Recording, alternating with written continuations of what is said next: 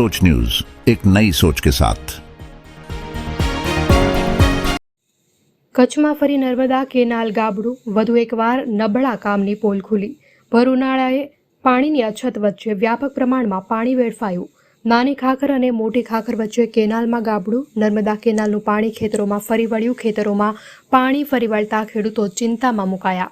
કચ્છની જીવાદોરી સમાન નર્મદા કેનાલમાં આજે વધુ એક વખત ગાબડું પડ્યું હોવાની ઘટના સામે આવી છે। જિલ્લાના અલગ અલગ વિસ્તારમાંથી પસાર થતી નર્મદા બ્રાન્ચ કેનાલ અને પેટા કેનાલમાં અવારનવાર ગાબડું પડવાની ઘટના સમયાંતરે બનતી રહે છે, જેને લઈ કેનાલ નિર્માણમાં વ્યાપક ગેરરીતિ થઈ હોવાના આક્ષેપો પણ ઉઠતા રહે છે। આ વચ્ચે આજે માંડવી તાલુકાના નાની ખાખર અને મોટી ખાખર ગામ વચ્ચેના વિસ્તારમાંથી પસાર થતી નર્મદા કેનાલમાં મસમોટું ગાબડું પડતા ખેતરોમાં પાણી ભરાયા। રિપોર્ટ વિનોદ કારિયા।